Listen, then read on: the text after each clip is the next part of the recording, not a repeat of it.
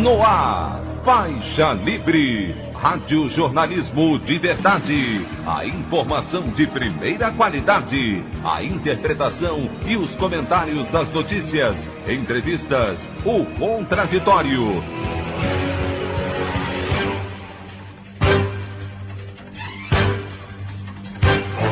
Tudo para aproximar você cada vez mais da realidade do Brasil e do mundo.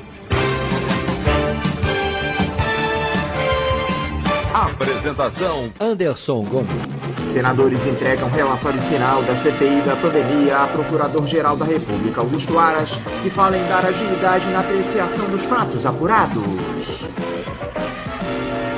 Presidente Jair Bolsonaro vai ao Supremo Tribunal Federal contra a ação da Comissão Parlamentar de Inquérito que visa bani-lo das redes sociais. Estado do Rio de Janeiro flexibiliza o uso de máscaras contra a Covid-19 em locais abertos a partir de hoje. Essas e outras notícias já são desta quinta-feira, 28 de outubro do ano de 2021, do programa Faixa Livre.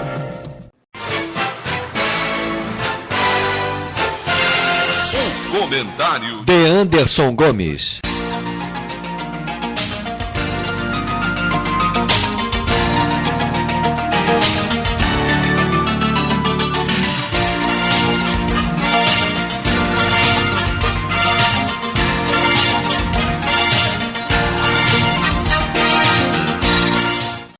Bom dia, ouvintes. Em mais um daqueles episódios bem comuns aqui no país de politização do poder judiciário, o presidente Jair Bolsonaro vai se livrando de mais uma dor de cabeça com a anuência do Tribunal Superior Eleitoral.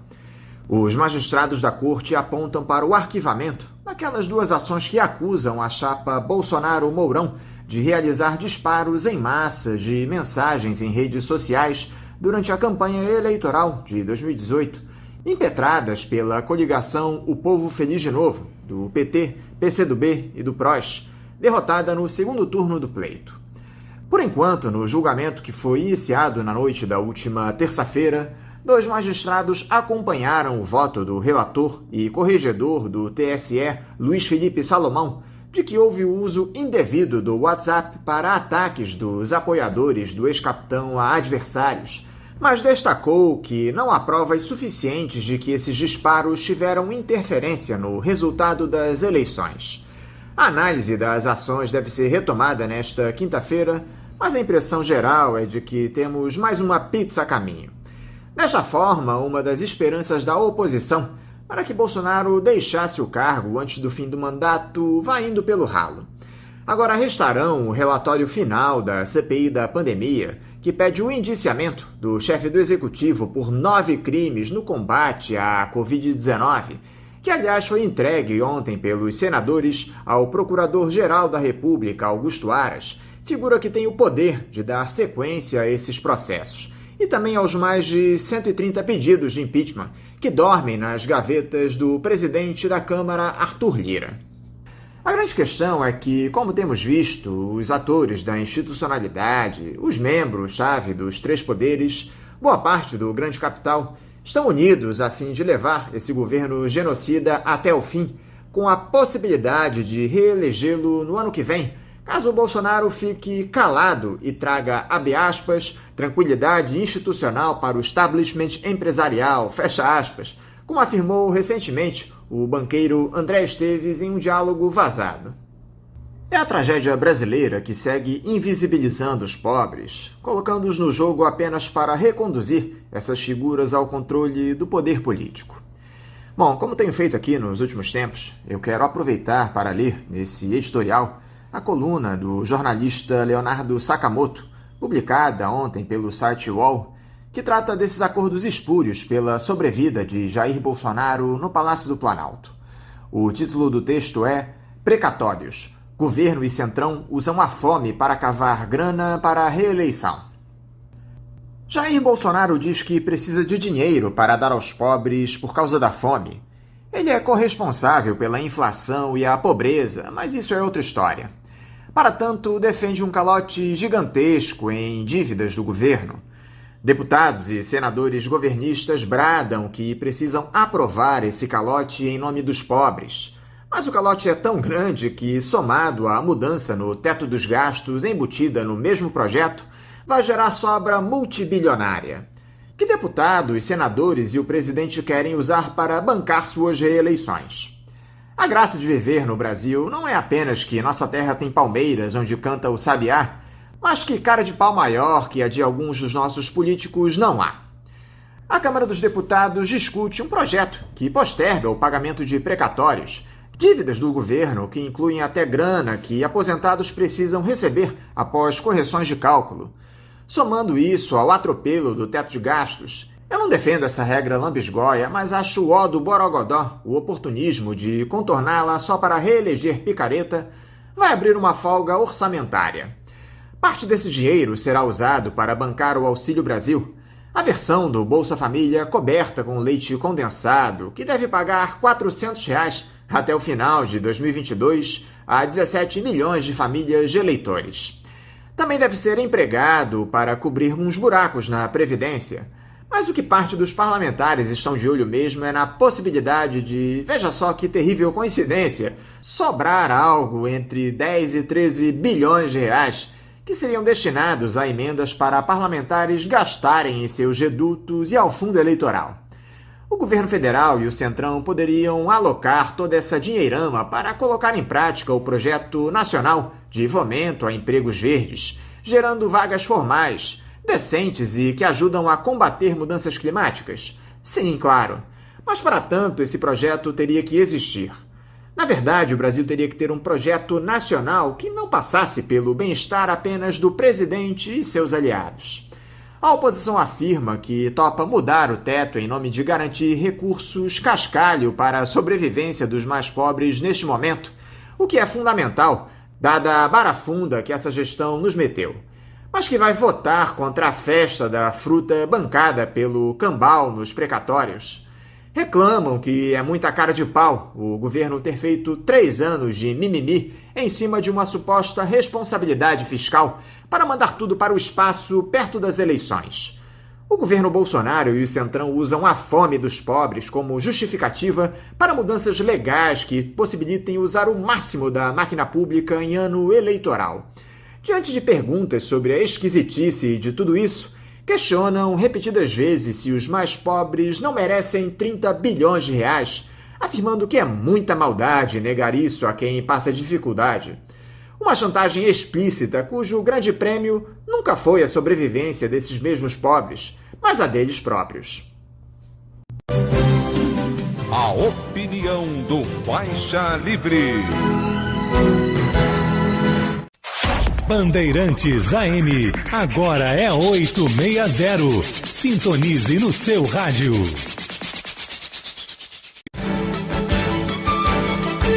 Voltamos a apresentar Faixa Livre. Estamos de volta, ouvintes, com o início da edição de hoje do programa Faixa Livre, que tem na sua produção a jornalista Celeste Sintra, auxiliada pela também jornalista Natália Moraes, tendo no comando do áudio o Francisco. Meu bom dia a todos. E meu bom dia também a você, que pode aqui participar nos enviando mensagens eletrônicas para o endereço ouvinte@programafaixalivre.com.br ou ainda registrando suas participações diretamente nas nossas redes sociais. No Facebook, nossa página é o Programa Faixa Livre. No Twitter e no Instagram, para deixar o seu recado, basta seguir os perfis @PGMFaixaLivre.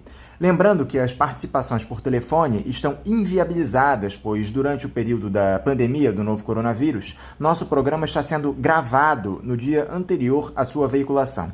Pedimos desculpas aos nossos ouvintes que costumam interagir conosco desta forma, mas foi a maneira encontrada pela equipe do Faixa Livre para mantê-los informados sobre o que acontece no país e no mundo com essa nossa visão crítica e, ao mesmo tempo, preservando a saúde dos profissionais que levam o programa ao ar. O Faixa Livre pode ser acompanhado também pelo nosso aplicativo para celulares com sistema operacional Android. O nome do aplicativo é Programa Faixa Livre. Os ouvintes também têm acesso à transmissão pelo nosso site, o www.programafaixalivre.com.br, ou pela página da Associação de Engenheiros da Petrobras, a AEPET, uma das nossas entidades patrocinadoras, no www.aepet.org.br. Para quem perdeu alguma das edições ou quer ouvir novamente o Faixa Livre, os áudios das entrevistas e editoriais estão disponíveis no nosso podcast, nos aplicativos Spotify, Deezer e Castbox. E dando início às nossas entrevistas, eu cumprimento a mestre em Estudos Estratégicos pela Universidade Federal Fluminense, a UF, pesquisadora do Grupo de Estudos de Defesa e Segurança Internacional, o Guedes, da Universidade Estadual Paulista, a Unesp, e do Laboratório de Análises em Segurança Internacional e Tecnologias de Monitoramento da Universidade Federal de São Paulo, a Unifesp, Mariana Janot. Mariana Janot, bom dia. Bom, saudações Anderson, saudações a todo mundo que está escutando, muito obrigada pelo convite. Mariana, muito obrigado por você se dispor a dialogar conosco aqui no Faixa Livre.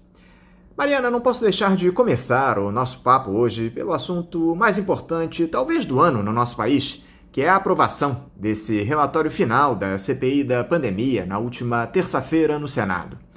O relator Renan Calheiros pediu o indiciamento de 80 personagens, sendo 78 deles agentes públicos e privados e 2 empresas, a Precisa Medicamentos e a VTC Log.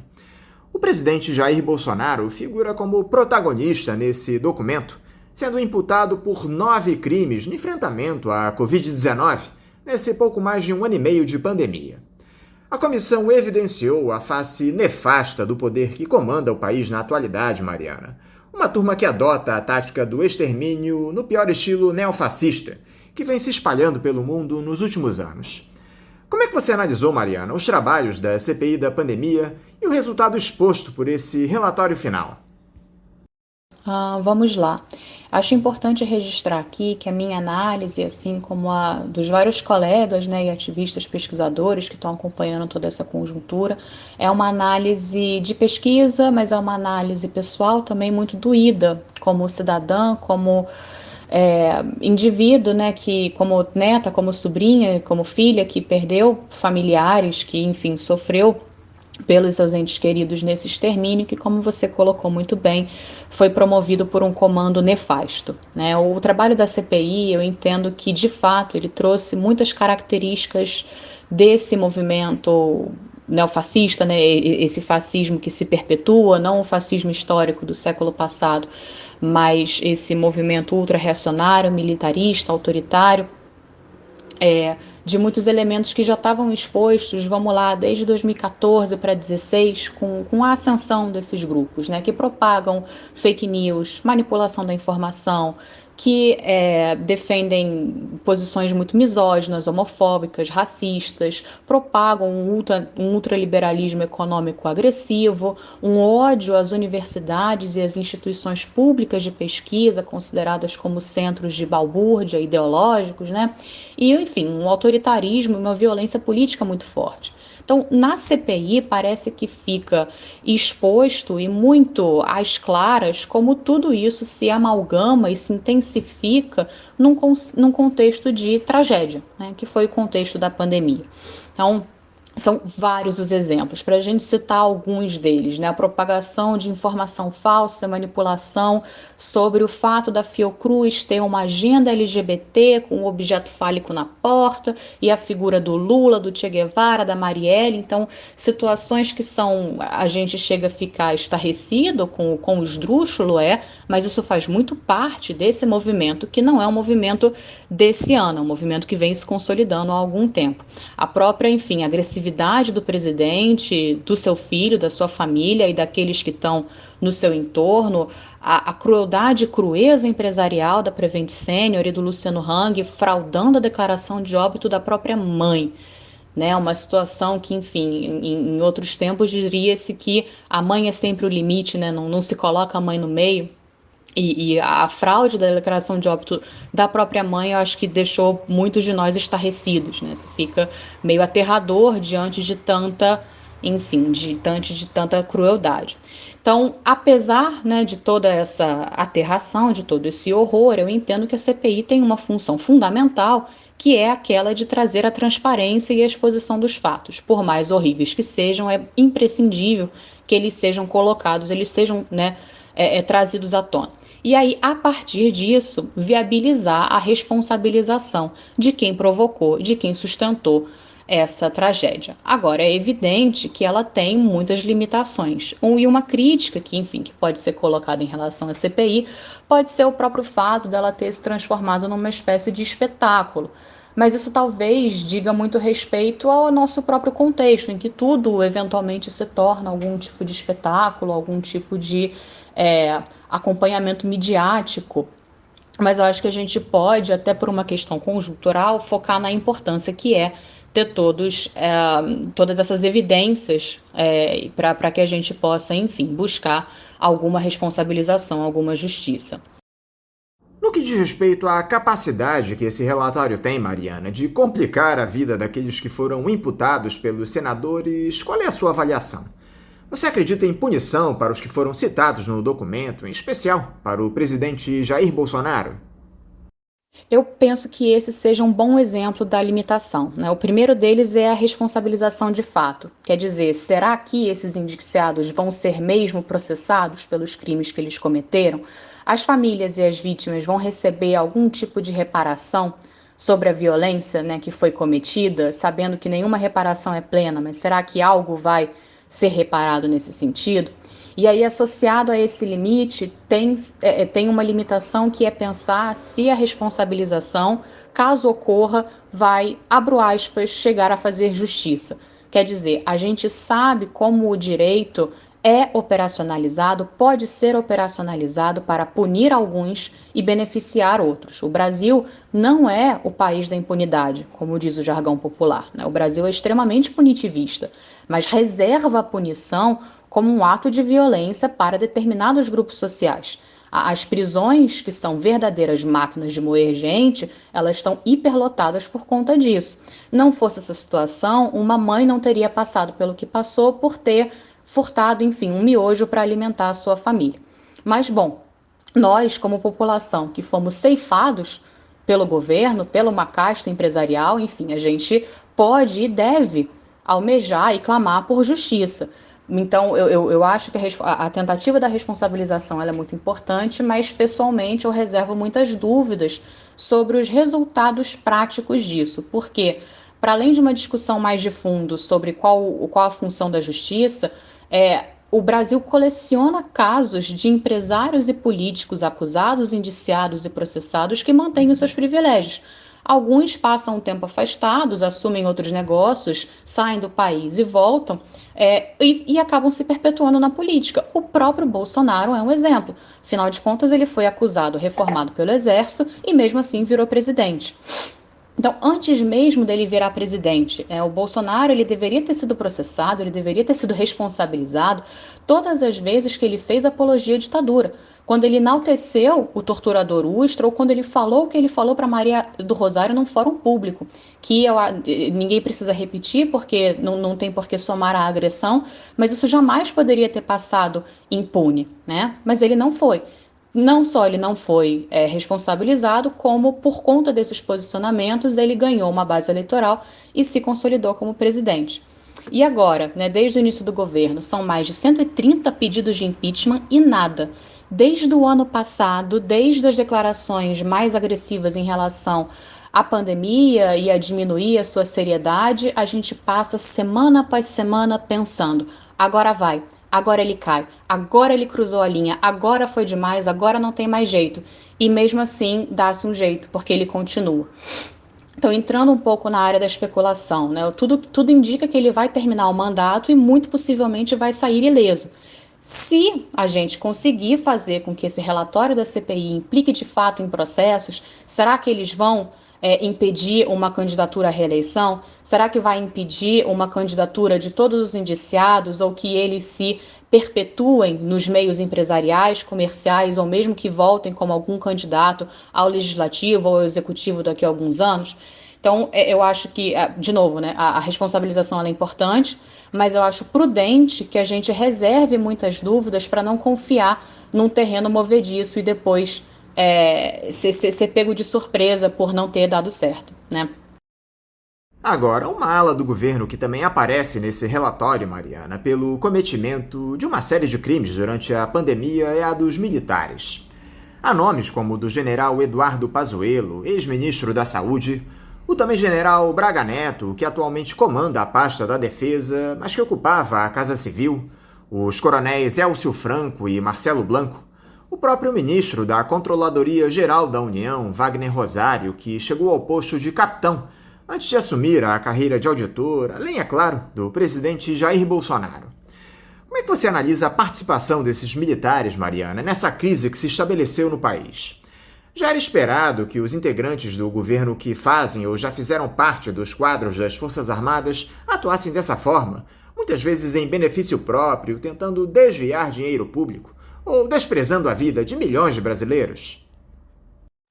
Bom, em relação às Forças Armadas, né, o que a história mostra é que sim, a gente poderia esperar esse tipo de comportamento. A gente não deveria, porque não deveria se esperar esse tipo de comportamento de ninguém, muito menos daquele serviço que, em tese, seria um serviço de proteger a população. Digo em tese porque é uma premissa bastante contestável, certo? Afinal, as Forças Armadas foram criadas para proteger o Estado. Parte-se da premissa de que proteger o Estado inclui e presume proteger a população que o constitui. Isso não é necessariamente verdade. De um ponto de vista crítico, proteger o Estado significa proteger suas estruturas de dominação e a propriedade privada, o que pode muito bem significar atacar a própria população, e é o que mostra o caso brasileiro. No Brasil, as Forças Armadas estão historicamente voltadas para uma atuação interna, atuação que é violenta, que mobiliza um aparato bélico sobre as pessoas, que mobiliza as fardas para ocupar cargos na administração pública e empresas, porque, de um ponto de vista doutrinário, as Forças Armadas se sentem no dever e no direito de atuar sobre tudo no país. Isso tem raízes históricas profundas, que vão desde a formação do Estado brasileiro, mas é principalmente lá na década de 1930, quando, muito por conta da atuação de alguns oficiais, como Góes Monteiro, começou a se gestar o que viria a ser depois a doutrina de segurança nacional, em que o Exército, principalmente começa com o Exército, se organiza em torno da ideia de que só com a força seria possível construir a nação brasileira. Muita gente considera que isso poderia ser positivo, porque significaria que as Forças Armadas tinham um projeto de nação. Mas a verdade é que as Forças Armadas não têm que ter nenhum projeto de nação para impor. Eles participam da mesa de negociação. Afinal, eles são uma organização que quer fazer valer alguns interesses, mas eles não podem impor esses interesses, exatamente porque eles são uma organização armada. Dito isso, é muito problemático essa ideia de que as Forças Armadas têm um projeto de nação, porque eles se sentem mais capacitados e mais comprometidos do que os civis em dizer o que o Brasil deve ser, como o Brasil deve agir para chegar nesse dado objetivo. E aí isso imbui na mentalidade militar de que eles podem atuar na educação, na saúde, na tecnologia, na ciência e, evidentemente, na segurança, exatamente porque eles seriam mais profissionais, mais capacitados, mais compromissados. Então, tanto isso viabiliza um comportamento interventor e predatório sobre a população, porque, enfim, mobiliza o emprego da força para dentro, mas também é um comportamento interventor sobre os recursos públicos, porque aí a burocracia pública passa a ser toda ocupada por oficiais e o orçamento vai sendo cada vez mais destinado para aquilo que interessa às Forças Armadas.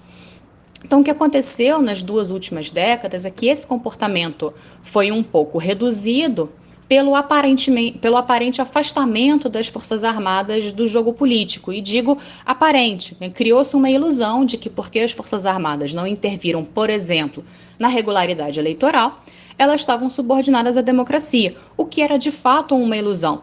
A começar pelo fato de que, durante todas as eleições, teve uma GLO, uma Operação de Garantia da Lei e da Ordem, que coloca as Forças Armadas para atuar dentro do território nacional, exatamente para garantir a segurança das eleições. Então, o problema começa daí. Mas, enfim, né, entre 2000 e 2018, que é o período que se diz que as Forças Armadas ficaram mais ou menos isentas, que hoje a gente já sabe que não é verdade, mas nesse período, General Heleno, General Mourão, General Etchegóin, o Coronel Elcio Franco Filho, toda essa série de nomes que surgem, que agora estão no governo, que já passaram pelo governo, eles estão envolvidos num conjunto de manifestações agressivas à democracia e agressivas aos governos Lula e principalmente o governo Dilma, porque foi ela que assumiu a Comissão Nacional da Verdade e tentou enfrentar o setor militar. Então, em 2014, a Academia Militar das Agulhas Negras abriu as portas para o Bolsonaro fazer campanha lá dentro. Em 2015, em meio às manifestações contra a Dilma e a ascensão desses grupos reacionários, o Mourão, enquanto era general da Ativa, incitou que era necessária uma luta patriótica pela renovação do governo. General Heleno no Haiti comandou um massacre, muito semelhante ao tipo de massacre que se faz nas periferias e favelas aqui dentro do Brasil.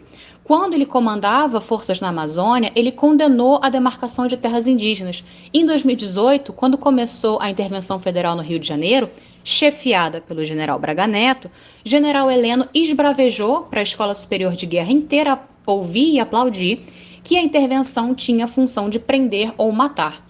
Elcio Franco Filho é um dos signatários de um dos manifestos, porque são vários manifestos, contra a Comissão Nacional da Verdade, elogiando a ditadura, chamando a comissão de revanchismo. Todos eles compartilham essa visão de que a ditadura foi necessária, de que foi uma contra-revolução importante para a segurança e para a ordem do país, que a Comissão Nacional da Verdade foi revanchista porque traria interesses particulares e ideológicos, e que eles, as Forças Armadas, que sabem os verdadeiros interesses públicos e o bem comum da pátria brasileira, seguindo mais ou menos a linha de que o meu partido é o Brasil. Então eles se colocam acima de todos os interesses que seriam particulares, porque eles sabem o que é melhor para fazer para o Brasil. Então não é nenhuma surpresa que eles tenham atuado em benefício próprio e protagonizado essa tragédia contra a população brasileira, porque eles já fizeram isso antes. É revoltante, mas surpreendente não é.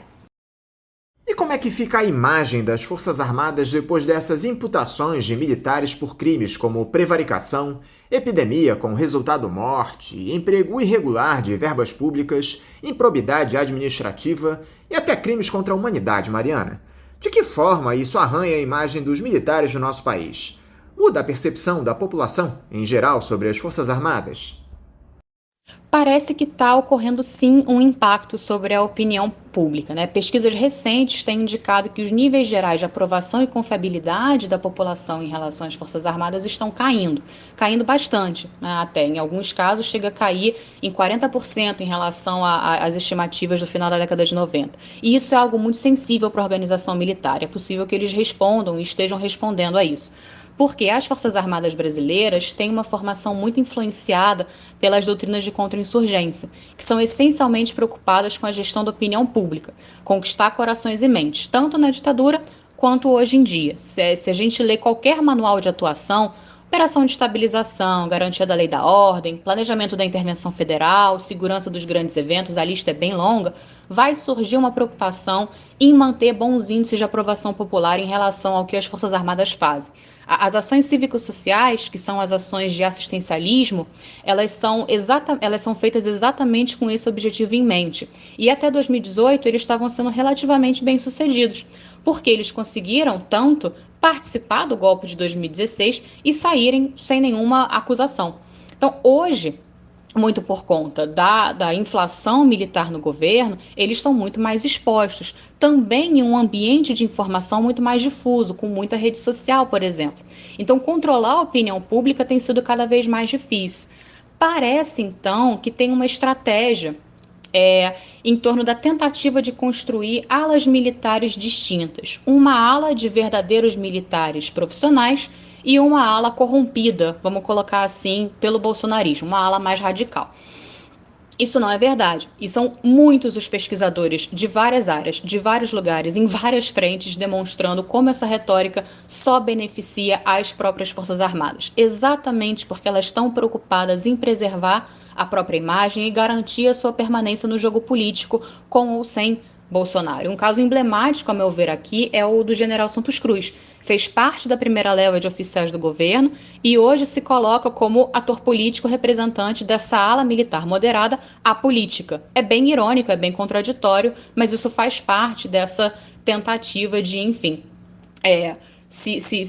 tentar mudar um pouco como está a percepção na opinião pública. O próprio Braga Neto, no início da pandemia, quando ele ainda estava na Casa Civil, chegou a ser descrito em muitos canais como responsável por segurar o presidente. Em contraste, o fato dele ser profissional, moderado, eficiente, em contraste com o general Heleno, que seria mais radical, né, menos moderado. Só que os dois continuam no governo. Então, bom, junto dos nossos grupos de pesquisa, ao longo de 2020, a gente tem acompanhado os sites de notícia militar e eles cobrem o que eles chamaram de Operação Covid. Quer dizer, enaltecendo, enquanto todas as denúncias estão sendo feitas, eles enaltecem as ações de cada uma das forças no combate à pandemia, entrega de alimento, transporte, logística, toda essa parte da logística, né? Apesar do Pazuello ter se tornado um grande exemplo de logística que deu errado, eles continuam batendo nessa tecla da logística. Então é bem possível que na disputa de narrativas daqui a alguns anos, as Forças Armadas consigam fazer valer essa versão de que a organização militar como um todo tentou fazer o possível para usar a sua logística e enfrentar a pandemia e beneficiar a população. Então é importante que a gente aproveite esse momento de queda nos índices da opinião pública para fortalecer a crítica e não deixar que essa participação militar na crise venha a cair no esquecimento. Ainda que essas conclusões da CPI, Mariana, tenham imputações jurídicas na maioria dos casos, nós não podemos descartar o forte componente político que fica desses pedidos de indiciamentos. O presidente Jair Bolsonaro tem dito para todo mundo que vai se lançar à reeleição em 2022, tanto que tem feito manobras eleitoreiras nos últimos tempos, como essa sinalização para as classes mais empobrecidas com o anúncio do programa Auxílio Brasil no lugar do Bolsa Família, com um piso de R$ 400 por família. Como é que fica a situação política do ex-capitão, Mariana, na sua avaliação, visando o pleito do ano que vem? Você acha que os brasileiros vão desconsiderar as responsabilidades dele durante essa pandemia na hora do voto? Essa é a pergunta do momento, né? Enfim, a gente hoje parece estar presenciando uma espécie de antecipação do calendário eleitoral, certo? Já com várias, enfim, especulações sobre coalizões, a possibilidade de uma terceira via, várias cenarizações do que pode ou não acontecer, mas apesar de ainda ter um ano pela frente, que pode parecer muito pouco tempo, em contrapartida, os eventos estão cada vez mais acelerados, então muito ainda pode mudar nesse período. O que a gente sabe? A base dele é em torno de 30% de aprovação e tem sido uma base sólida. Eu não vejo por que isso se alteraria para baixo, né? E é possível que cresça, muito por conta das redes sociais que trabalham incessantemente com a manipulação da informação.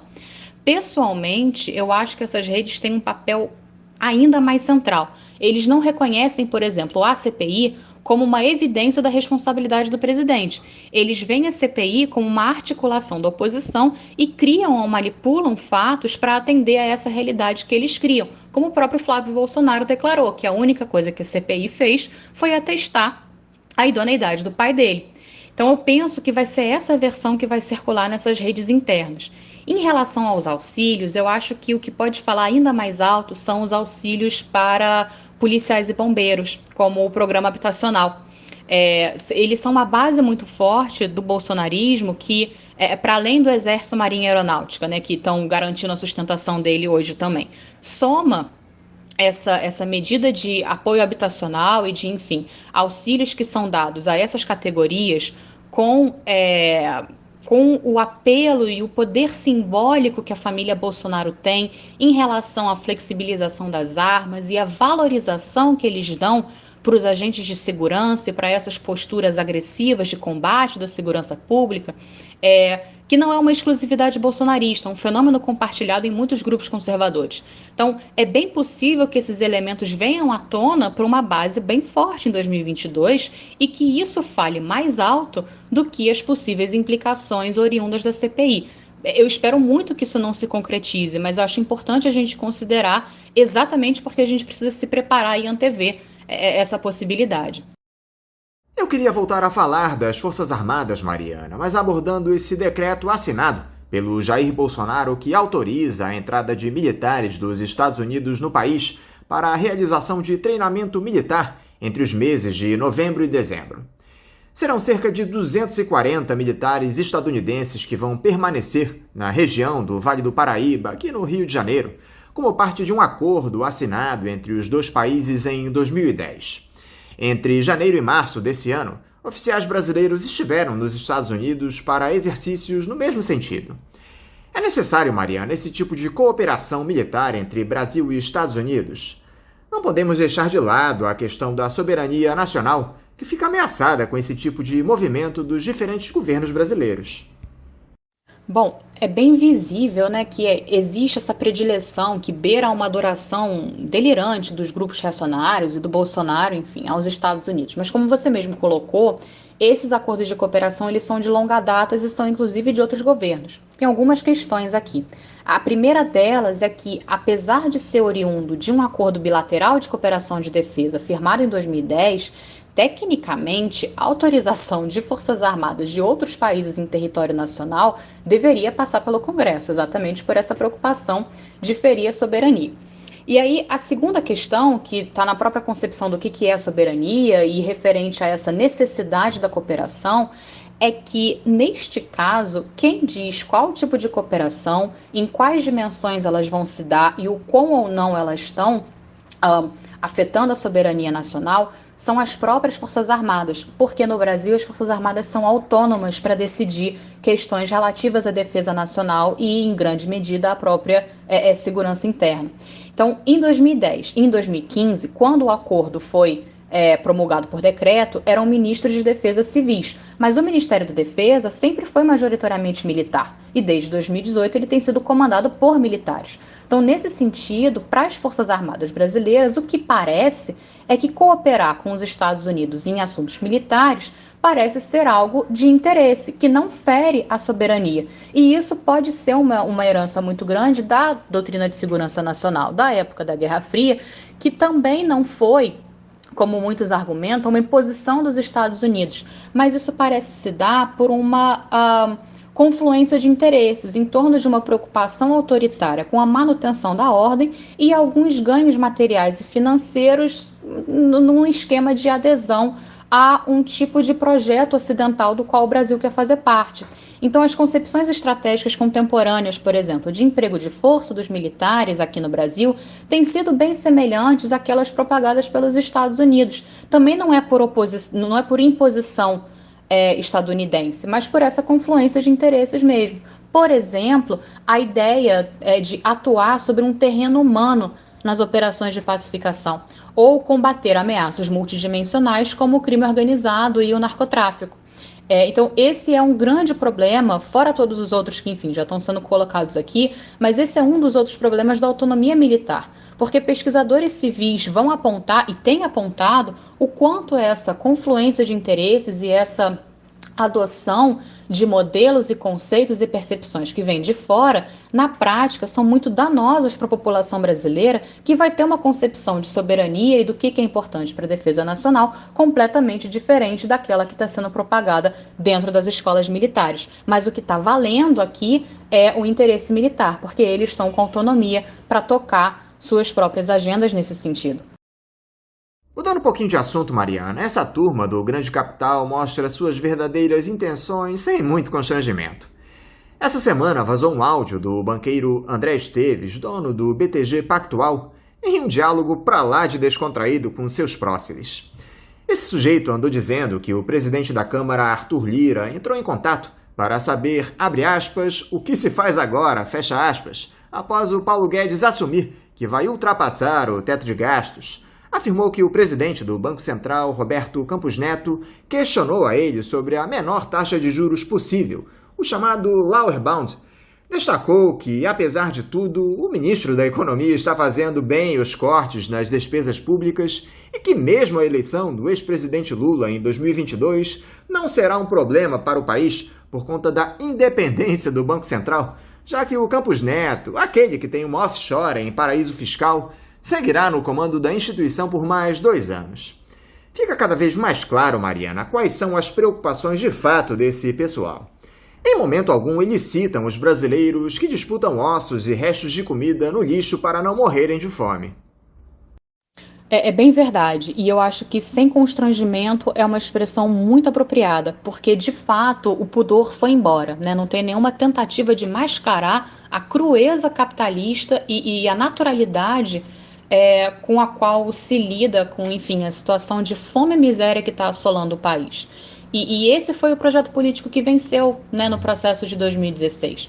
Então, é evidente que, vamos lá, o neoliberalismo está se consolidando globalmente desde o Consenso de Washington e tem intensificado cada vez mais o seu lado violento e predatório, e é verdade que nenhum dos nossos governos escapou desse processo, né? Nem Lula, nem Dilma. Mas foi a partir de 2016 que essa marcha acelerou, com a promessa da reforma da Previdência, da PEC dos gastos, os cortes substanciais na educação, tanto na educação básica quanto no ensino superior e na pós-graduação, que ilustram a crise como um projeto, a crise como um modo de governo. E penso que, enfim, quanto mais eles perdem o pudor, né, quanto menor o constrangimento de falar abertamente, como o próprio Paulo Guedes, em várias situações, já colocou seu ódio à emancipação popular e à possibilidade da população, enfim, crescer, e é uma preocupação neoliberal de manter o ordenamento social excludente. Cada vez que eles perdem mais vergonha, né, o pudor vai indo embora, mais os adeptos vão se sentindo confortáveis em propagar essas visões e construírem, novamente, redes de informação, os chamados think tanks, partidos, enfim, espaços de articulação desses projetos que podem muito bem se manter mesmo sem o expoente Bolsonaro, caso ele não seja reeleito em 2022, desde que o ambiente autoritário se mantenha, porque essas medidas, né, neoliberais agressivas, elas demandam ambientes autoritários. E o problema é que tudo indica que esse ambiente vai se manter, tanto pela nossa composição do Congresso e do Senado, pelo clima político de autoritarismo e de violência política, e pela possibilidade, que eu penso ser inescapável, de que as Forças Armadas vão sim se manter no jogo, independente da figura Bolsonaro. Bolsonaro ganhando, Bolsonaro perdendo, a participação militar na política ela vai continuar. Isso é muito possível que seja uma constante. Há nuances, né? Há possibilidade de ser para mais ou para menos, mas essa parece ser, sim, uma indicação bem certa. Mariana, onde estão os movimentos sociais, as centrais sindicais, as forças populares para convocar uma jornada de mobilizações, exigindo um programa nacional de empregos, medidas que possam oferecer condições mínimas de vida para a nossa população? Eu acho que a descrição da Naomi Klein sobre estarmos sob uma doutrina de choque é bem descritiva da nossa situação, porque em choque, né, o choque causado pelo neoliberalismo, pelo capitalismo agressivo, ele paralisa, né, a população, a gente não reage. E agora que as condições de propagação do vírus estão mais controladas por conta da vacinação, foi até possível verificar um gás, né, um fôlego nas manifestações. Mas acho que ficou bem claro também o quanto a gente está sem força, né? O desemprego, a fome forçam as pessoas a condições de exploração que coíbem a capacidade de reação por ausência de força, ausência de força emocional, mas força física mesmo, de se articular, de ir para as ruas. E mesmo quem tem alguma estabilidade acaba sendo cooptado pela necessidade de manter a produção.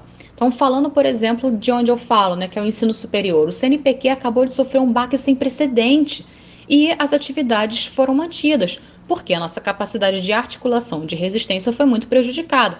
Né? Evidentemente que não é sem resistência, que há articulações, mas elas não são suficientes para um quadro de superação, porque a gente está principalmente numa situação de medo, uma situação de medo misturada com uma pressão por continuar que é muito propícia para esses projetos agressivos. Fora o fato de que há no Brasil uma tendência de se evitar o confronto, né? Até nas organizações de manifestações tenta evitar o confronto.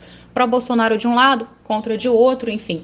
Tem algo no Brasil em relação a isso. Mas talvez agora venha um fôlego político para convocar mais jornadas. É muito importante que a gente aproveite o máximo desse fôlego que puder. Nesse embalo de antever e se preparar para o ano que vem, de 2022, que tudo indica que vai ser sim um ano de muita tensão.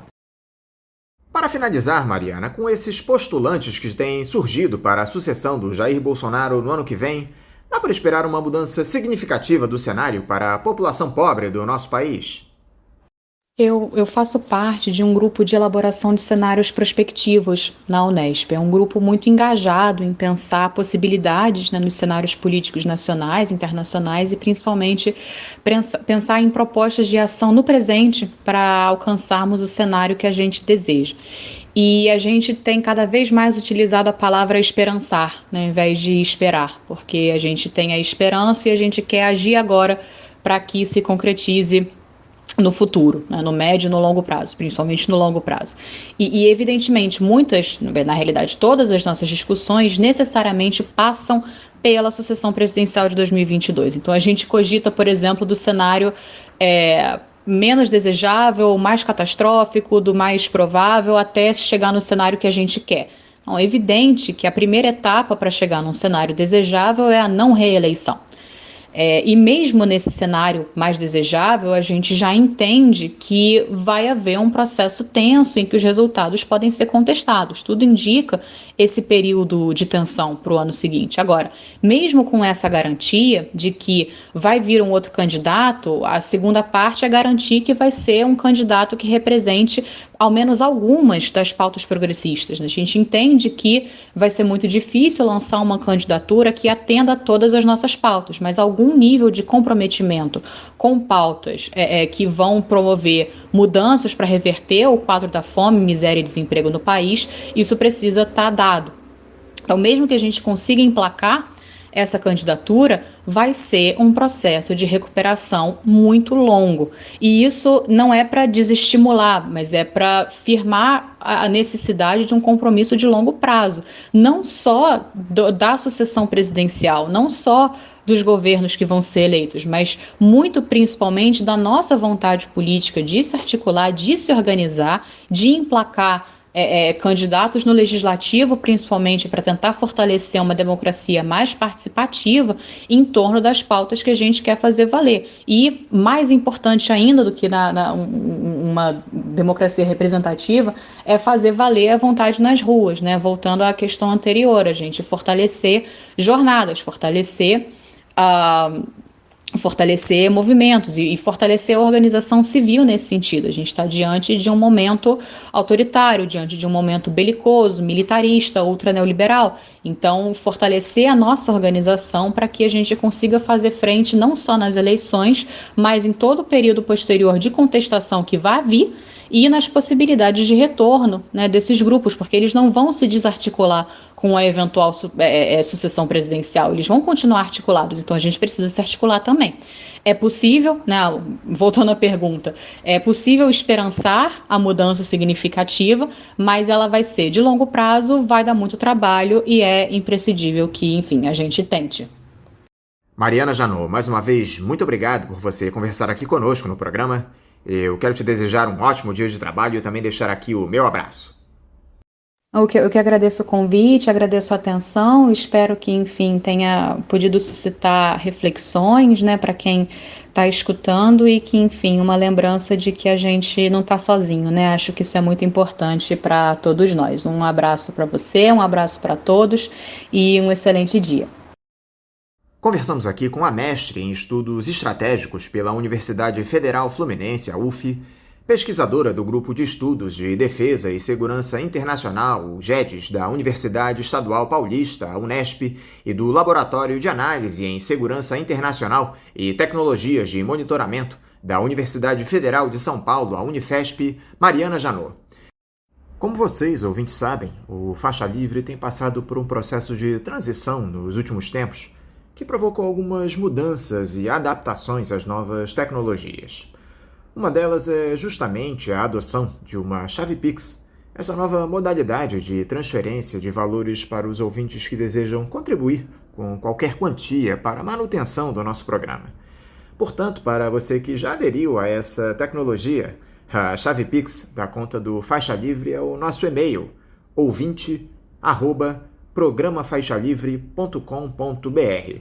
Repetindo, a nossa chave Pix é ouvinte@programafaixalivre.com.br. Para você que faz transferências da maneira tradicional, a nossa conta corrente em nome da Associação de Funcionários do BNDES, a AFBNDES, do Banco Itaú, agência 1964, conta corrente 03004, dígito 1. Repetindo, a agência do Banco Itaú, de número 1964, conta corrente 03004, dígito 1.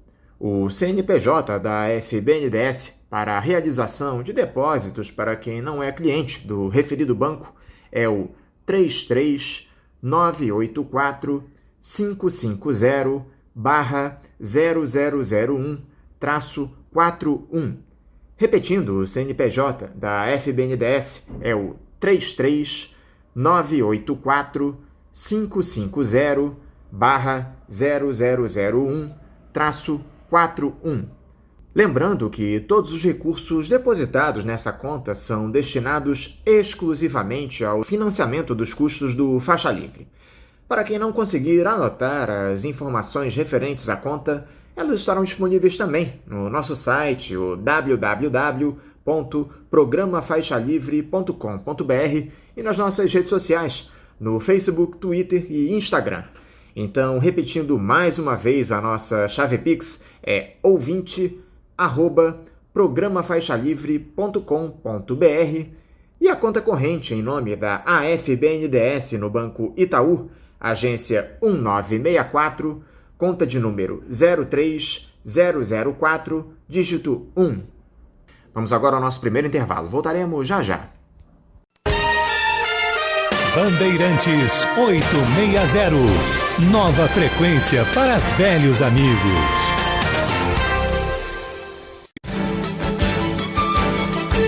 Voltamos a apresentar Faixa Livre.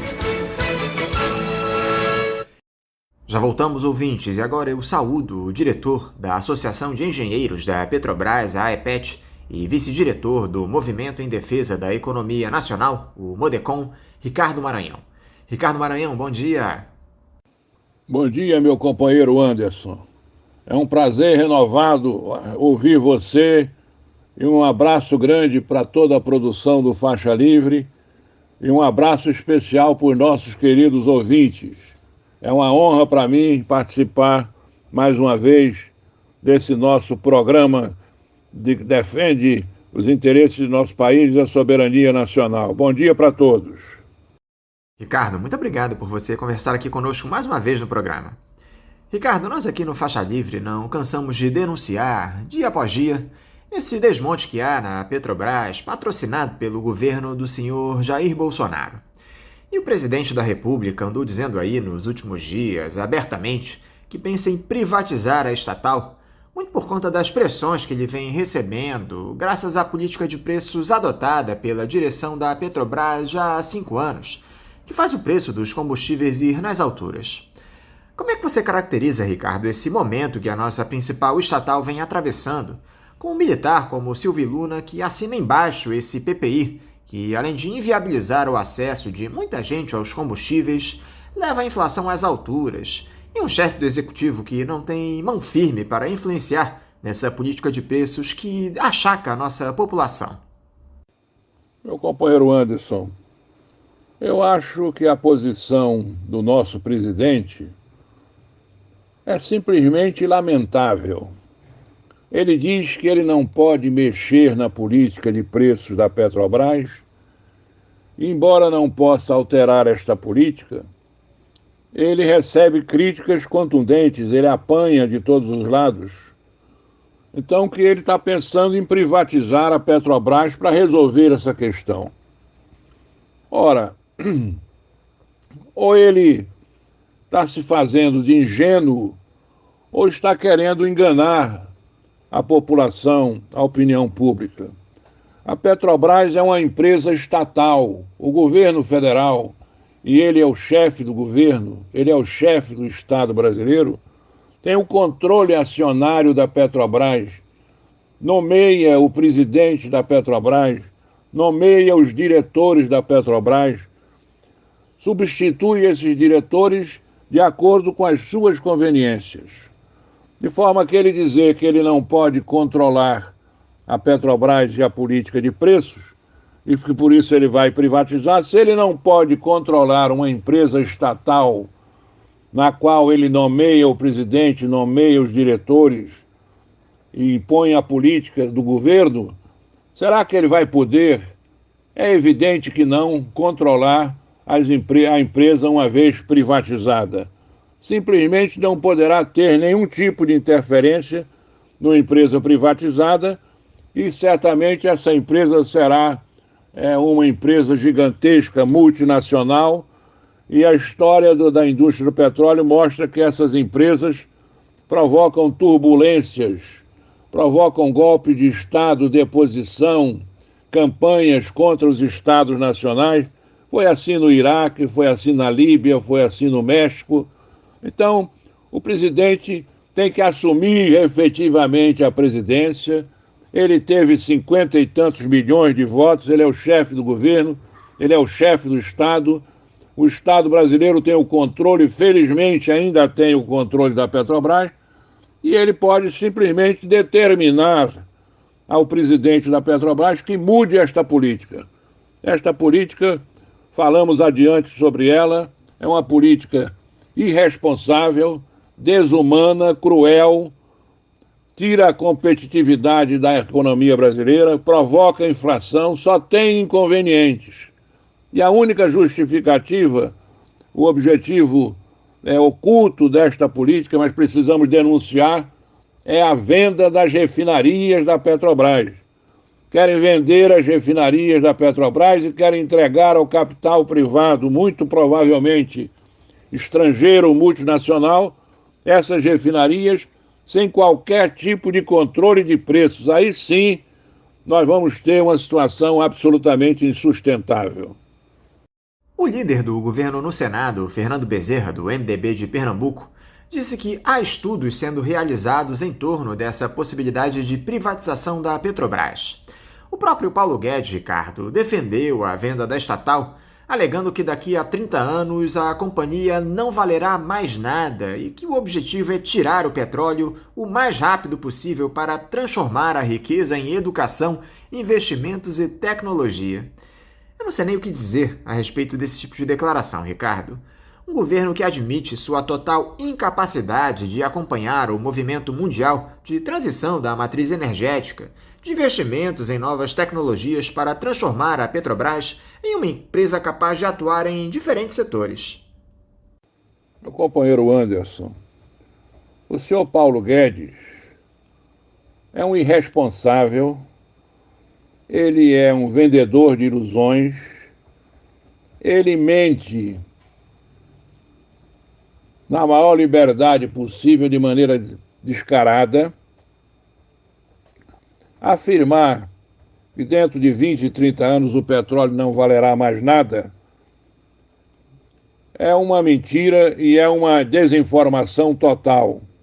É preciso deixar claro para a opinião pública que os combustíveis, a gasolina, o diesel, o querosene de jato, o gás com efeito de petróleo, são uma forma importante, mas não a mais importante forma de se produzir benefícios para a sociedade. Existe a indústria petroquímica, na qual você pode obter centenas ou até milhares de produtos da maior valia para a sociedade. Você pode obter borracha, plásticos, polietileno de alta densidade, polietileno de baixa densidade, poliestireno, PVC. Então, a Petrobras vai cumprir, e ainda por muitos e muitos anos os combustíveis serão essenciais. como forma fundamental de energia, o óleo e o gás natural representam mais de 60% do consumo de energia primária no mundo, né? Então é um subterfúgio. O senhor Paulo Guedes é um irresponsável. Ele, é só consultar as declarações dele no passado, ele prometeu um choque de energia barata. Ele prometeu que nós teríamos gás liquefeito de petróleo e gás natural a preços módicos, como deve ser em função da política brasileira, política energética do Brasil. E o que nós estamos vendo é um botijão de gás beirando os R$ 140. O que nós estamos vendo é o preço do gás natural na estratosfera. Nós vemos esta é a face perversa desta política irresponsável inaugurada pelo senhor Pedro Parente, a qual o senhor Roberto Castelo Branco deu sequência e, lamentavelmente, o general Silva e Luna parece que está abençoando esta política. É uma política que afeta, sobretudo, as populações mais pobres, que precisam do gás liquefeito de petróleo para cozinhar o seu feijão.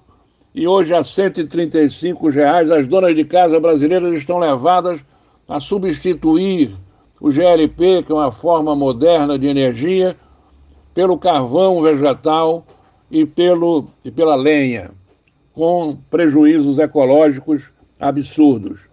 Então, o senhor Paulo Guedes deveria explicar os 50 ou 60 milhões de reais que tem em offshore no exterior, ao invés de ficar sofismando, mentindo e trapaceando com a sociedade brasileira. Nós não merecemos isso, é um incompetente, a inflação está aí, a desnacionalização da nossa economia, 14 milhões de desempregados, ele tem que dar soluções a esses problemas e não ficar mentindo, sofismando, enganando a sociedade.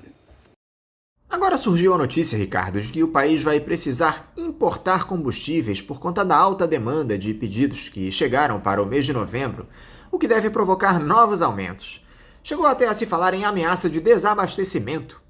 É realmente necessário, Ricardo, o Brasil, um país que já há muitos anos é autossuficiente no setor do petróleo, importar combustíveis? O que levou a essa situação? Meu companheiro Anderson, respondendo essa sua pergunta, primeiro eu devo dizer que o Brasil, hoje, através da Petrobras, é um grande produtor de petróleo. Entre petróleo e gás natural, o Brasil produz hoje cerca de 3 milhões de barris de óleo equivalente por dia. 3 milhões de barris de óleo equivalente por dia. Nós somos absolutamente autossuficientes na produção de petróleo, inclusive exportamos hoje cerca de 1 milhão de barris de petróleo por dia. Com relação aos derivados, nós temos o 9º maior parque de refino do mundo. As refinarias da Petrobras são eficientes, trabalham com custos de refino inferiores a das refinarias americanas. Pode haver, circunstancialmente, momentos em que a produção de algum derivado não é suficiente e há necessidade de importar, como é o caso do gás de botijão, o GLP, ou gás de cozinha, e também do óleo diesel. Mas são importações marginais, talvez 10% das necessidades brasileiras. O que acontece é que, com a prática desses preços elevados dos derivados de petróleo, os importadores passam a trazer desnecessariamente óleo diesel e a gasolina e gás de cozinha, trazer do exterior, e as refinarias da Petrobras ficam ociosas, tendo em vista os preços elevados praticados pela Petrobras. Em determinadas circunstâncias, os importadores tem condição de trazer os derivados inferiores aos preços praticados, elevados desnecessariamente pela Petrobras, e fazem essas importações. A conversa de possibilidade de desabastecimento é uma falsidade que inventaram para justificar a manutenção desta política de preços absurda da Petrobras. Então, resumindo, na realidade, preços elevados desnecessariamente tornam os derivados da Petrobras eventualmente não competitivos e os importadores, abrigados numa entidade chamada ABICOM, passam a importar derivados de petróleo desnecessariamente. E nós ficamos com as refinarias ociosas. É um verdadeiro absurdo. Temos um parque de refino instalado, competente, com custos inferiores aos internacionais, e apesar disso importamos derivados pela política de preços e as refinarias são mantidas ociosas. A Petrobras tem prejuízo, o país tem prejuízo, despende divisas desnecessariamente. Esta é a verdade dos fatos. Não há possibilidade de desabastecimento, coisa nenhuma. Isso é terrorismo para justificar a manutenção dessa PPI. Ainda com relação ao problema da importação de derivados, a possibilidade de desabastecimento poderia ocorrer numa determinada circunstância, que seria absurda, como os preços praticados pela Petrobras, mudando esta PPI absurda, seriam valores inferiores. Aí, algumas empresas distribuidoras poderiam comprar estes derivados da Petrobras por preços inferiores, e como os preços internacionais são superiores, exportar estes derivados de petróleo comprados no mercado interno dos preços adaptados pela Petrobras para serem mais baixos, comprar estes derivados e exportar os derivados com sacrifício do mercado interno. Isto é facilmente solucionável, bastando que se crie um imposto proibindo ou inviabilizando essas exportações, ou mesmo através de medidas da Agência Nacional de Petróleo, do Ministério de Minas e Energias, proibir a exportação de derivados de petróleo. Isso é uma coisa que é feita, por exemplo, nos Estados Unidos da América. Durante muitos anos, os Estados Unidos da América, como são dependentes de petróleo e de derivados, proibiram qualquer tipo de exportação de petróleo e derivados através de uma medida governamental. Isto é perfeitamente possível, havendo um Estado atuante, um Estado que trabalhe na defesa dos interesses do mercado interno e dos consumidores brasileiros. Um levantamento do Instituto Brasileiro de Economia da Fundação Getúlio Vargas, Ricardo, mostrou que esse aumento dos preços dos combustíveis elevou o que eles chamam de inflação para o motorista no país para 18,46% no acumulado dos últimos 12 meses. Esse é o maior índice desde o ano 2000. Só para efeito de comparação, Ricardo, o Índice Nacional de Preços ao Consumidor Amplo, o IPCA, que mede a inflação oficial do país, acumulou 10,25% até setembro, no intervalo de um ano. Em 2021, a gasolina já subiu 73,4%, e o óleo diesel 65,3%. Ou seja, ser motorista é uma das atividades mais custosas nesse Brasil de Jair Bolsonaro e Paulo Guedes, Ricardo. Veja bem, companheiro Anderson, esse estudo da Fundação Getúlio Vargas que você menciona, ele evidencia, ele mostra de forma dramática a consequência, uma das consequências terríveis desta PPI, desta política de paridade de preços internacionais adotada pelas sucessivas gestões da Petrobras. Esta política, ela é inflacionária, ela provoca inflação. Isso é fácil de entender. Os derivados de petróleo são produtos essenciais. a atividade é considerada de utilidade pública.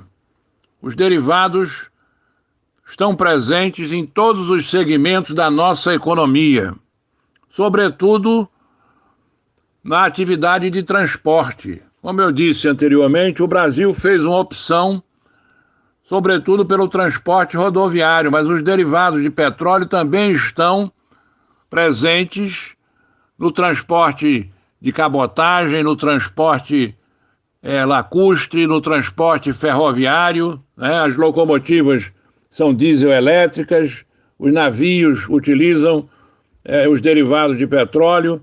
Toda a safra enorme de milhões de toneladas do agronegócio escoa através de caminhões, escoa através de navios e ferrovias. Na produção industrial não se produz absolutamente nada sem a utilização de gás natural, de diesel, de óleo combustível, na geração de energia elétrica. Como nós estamos num processo de estiagem, tem chovido pouco e grande parte do nosso parque de geração de energia elétrica é hidroelétrico, nós estamos substituindo essas hidroelétricas, estamos substituindo por termoelétricas, movidas a gás natural, movidas a óleo combustível, movidas a óleo diesel, movidas, enfim, por petróleo ou derivados de petróleo.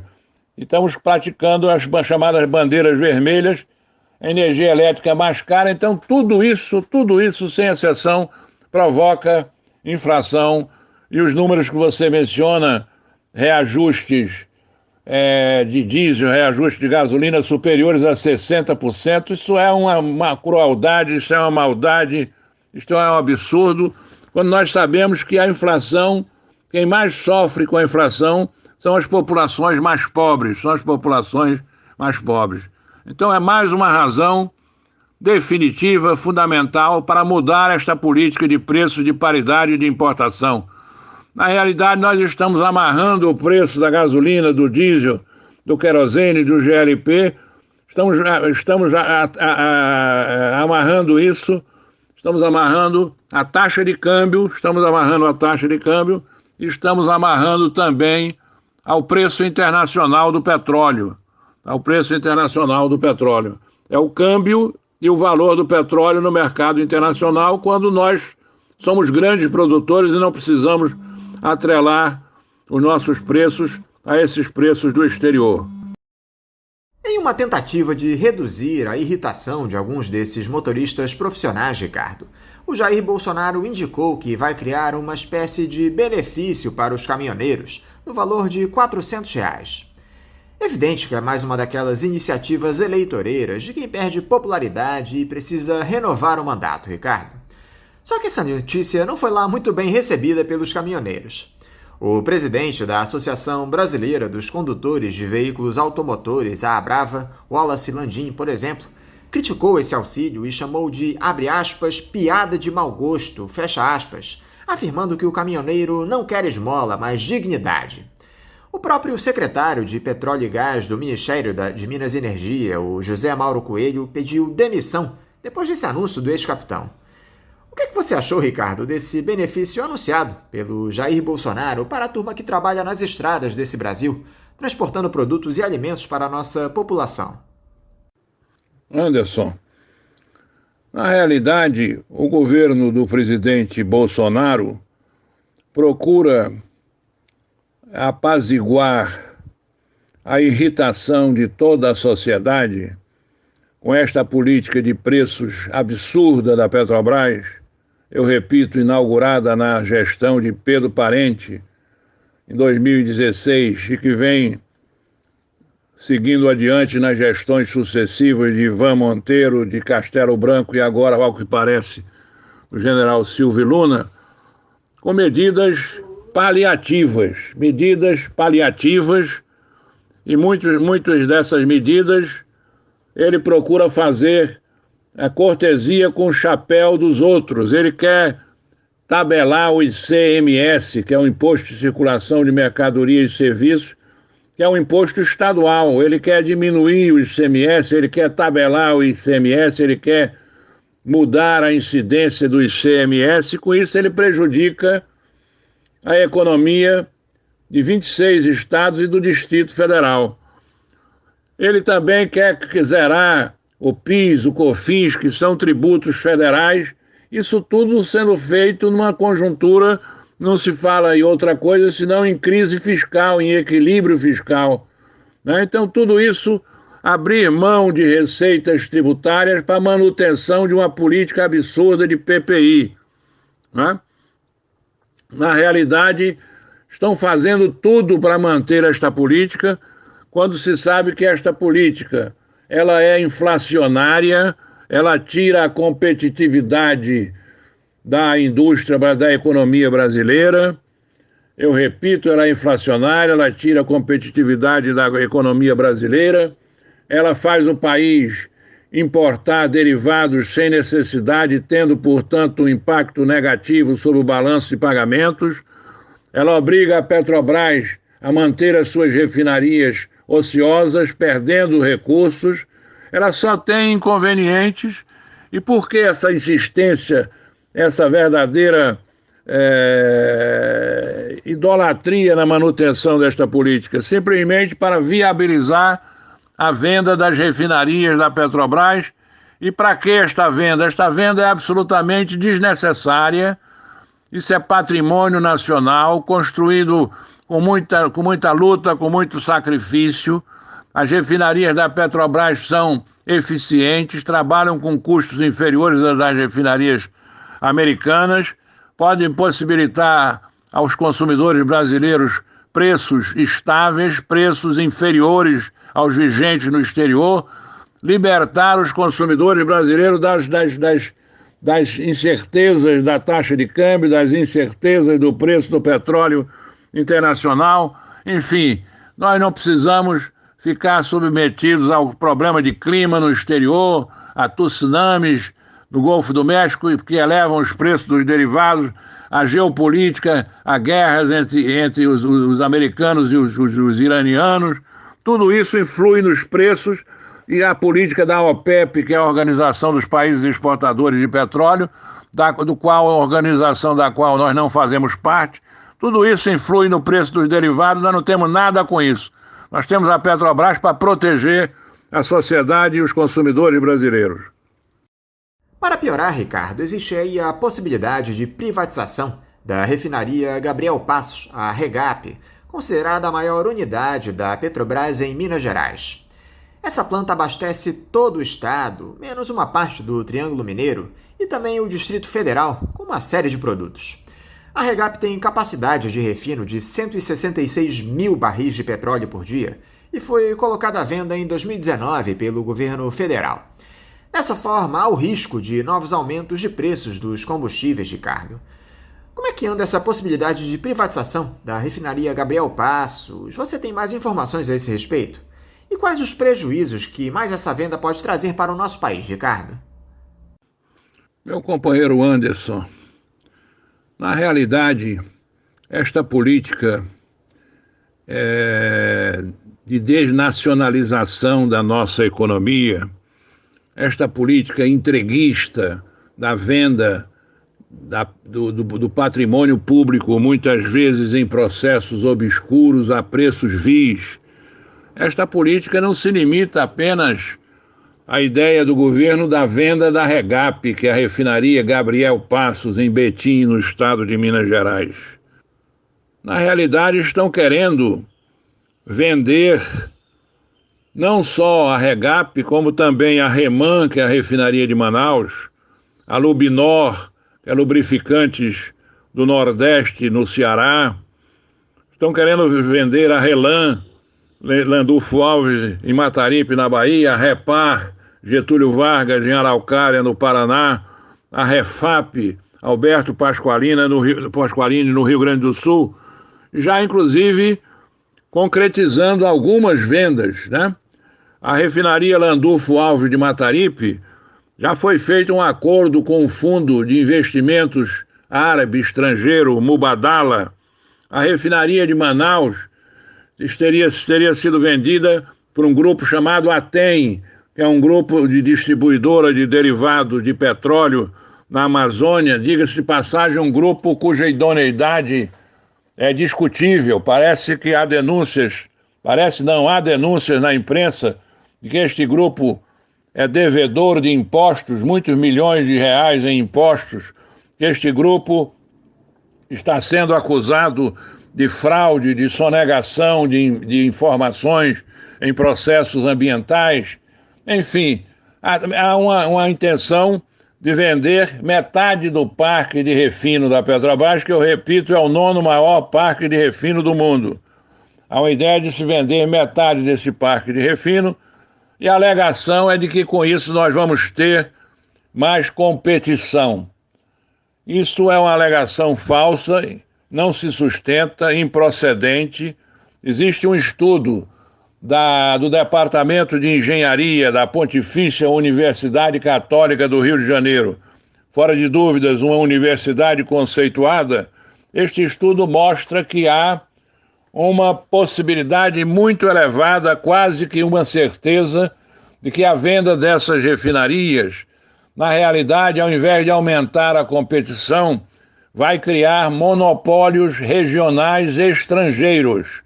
Vai criar monopólios regionais estrangeiros porque a venda não se limita à refinaria em si, pretende-se vender a refinaria e todos os ativos de logística, os terminais, as redes de dutos, de oleodutos, e que com a venda disso tudo vai haver certamente a formação de oligopólios privados estrangeiros. Isso é a conclusão de um estudo da Pontifícia Universidade Católica e também de um estudo do Centro Brasileiro de Energia. Como resposta a todo esse desmonte, Ricardo, com o risco de privatização da Petrobras, a Federação Única dos Petroleiros, a FUP, aprovou uma agenda de resistência para discutir a organização de uma greve da categoria. Os caminhoneiros foram além e já avisaram que devem paralisar suas atividades agora, no início de novembro.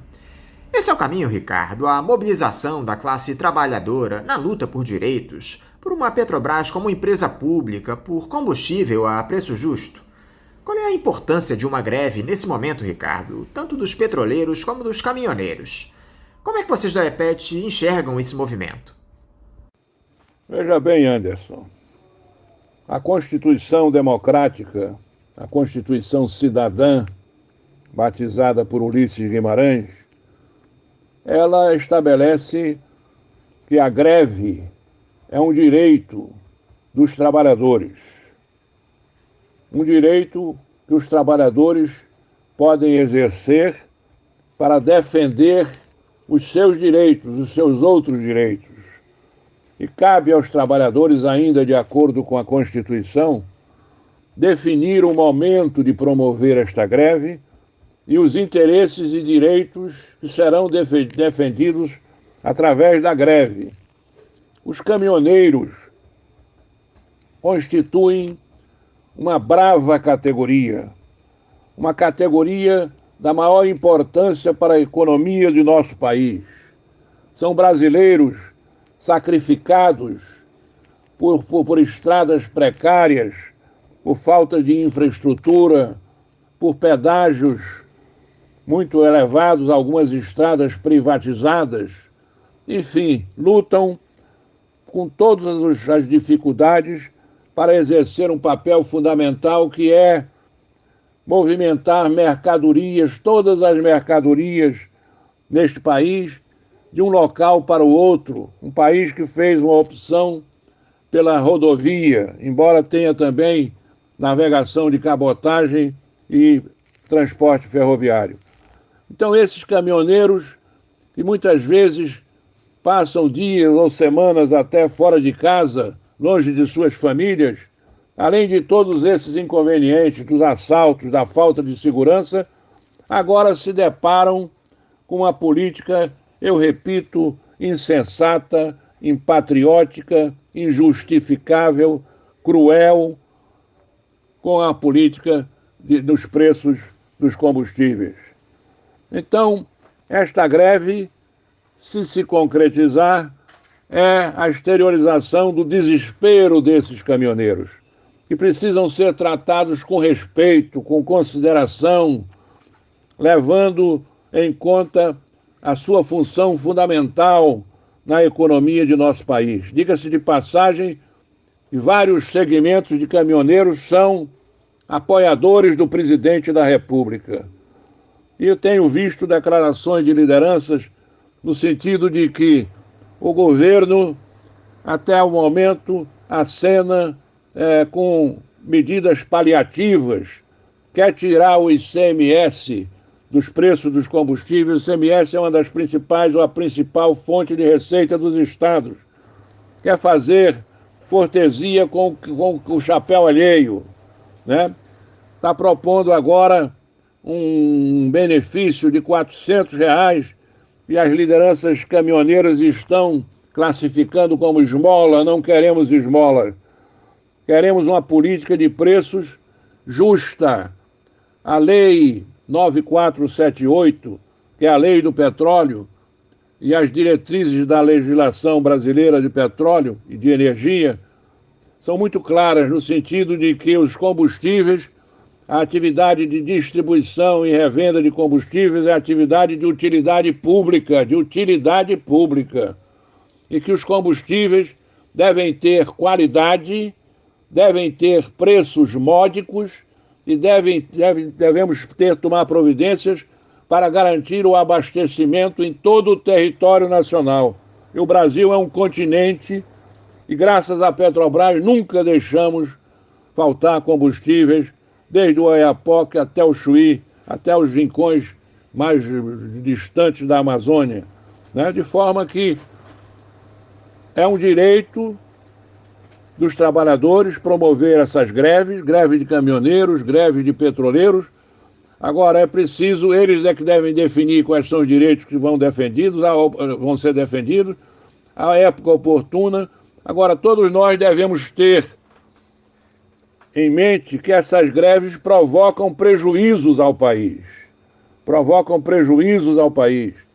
A situação ideal seria termos um governo de índole democrática, um governo que considere, que respeite os trabalhadores, que dialogue com os trabalhadores e, nesse diálogo, pudesse encontrar soluções efetivamente justas e não embromação, não migalhas, não esmolas que não interessam ao povo brasileiro. Não é possível que as donas de casa deste país sigam sofrendo acidentes, queimaduras, por usar lenha, por usar carvão vegetal num país que produz mais de 3 milhões de barris de petróleo e que tem uma Petrobras, que é uma empresa eficiente, que produz derivados de petróleo com custo inferior às empresas internacionais.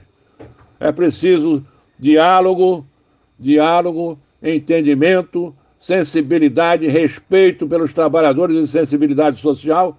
E se não houver isso, certamente vamos partir para uma solução que, embora justa, legal, provoca prejuízos e transtornos para a sociedade. Ricardo Maranhão, mais uma vez, muito obrigado por você conversar aqui conosco no programa. Eu quero te desejar um ótimo dia de trabalho e também deixar o meu abraço. Companheiro Anderson, eu quero agradecer mais uma vez esse nosso contato. Para mim é uma honra, é uma alegria e é muito honroso para mim falar para os nossos ouvintes do Faixa Livre, agradecer a você que conduz essas entrevistas com grande competência, a nossa companheira Celeste Sintra e a toda a equipe do Faixa Livre, e deixar aqui para todos os nossos ouvintes uma mensagem de esperança. Nós vivemos talvez a maior crise de toda a história do nosso país. É simultaneamente uma crise econômica, muitas empresas, sobretudo as mais fracas, quebrando, 14 milhões de desempregados, uma crise política, instabilidade, ameaças contra a democracia, uma crise ambiental, um governo que se notabiliza pelos ataques contra o meio ambiente, uma crise sanitária com mais de 600 mil brasileiros perderam a vida devido à incompetência, devido à má gestão da saúde no nosso Brasil, uma crise de inflação superando já os 10%, atingindo sobretudo as populações mais humildes. Apesar disso tudo, eu deixo com vocês um forte abraço e uma mensagem de esperança. O Brasil somos nós. Somos aqueles que trabalham com honestidade, com patriotismo, respeitando o direito dos outros. Enfim, apesar de todas essas dificuldades e de todos os sofrimentos, o Brasil segue sendo um dos países mais viáveis do mundo, um país rico. Isso tudo vai passar. É preciso que cada um de nós exerça efetivamente a cidadania. E a cidadania é coisa muito simples. É o cumprimento do dever e a exigência dos direitos.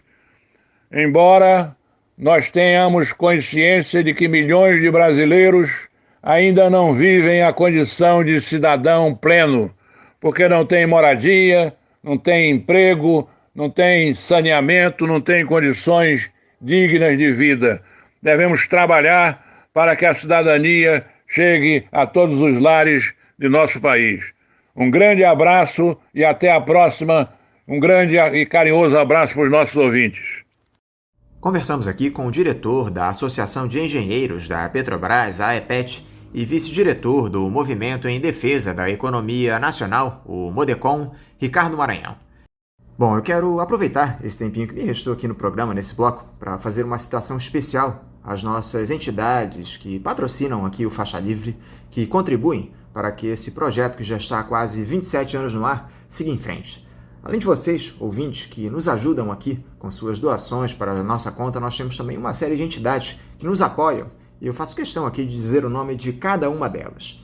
Olha só, as entidades sindicais, associativas que nos auxiliam aqui no financiamento do programa são as seguintes: a Associação de Funcionários do BNDES, a AFBNDES, a Associação dos Engenheiros da Petrobras, a AEPET, o Conselho Regional de Economia do Rio de Janeiro, o CORECON, o Sindicato dos Petroleiros do Rio de Janeiro, o Sindipetro-RJ, o Sindicato Nacional dos Auditores Fiscais da Receita Federal, a Delegacia Sindical do Rio de Janeiro, o Sindifisco, o DSRJ, a Associação dos Docentes da Universidade Federal Fluminense, a ADUF, a Fundação Dinarco Reis, o Sindicato Nacional dos Auditores Fiscais do Trabalho, a ADS do Rio de Janeiro, o SINAIT-RJ, a Associação dos Trabalhadores do IBGE, a ACIBGE, a Associação de Docentes do Colégio Pedro II, a ADCP2, e o Sindicato dos Professores do Município do Rio de Janeiro e Região,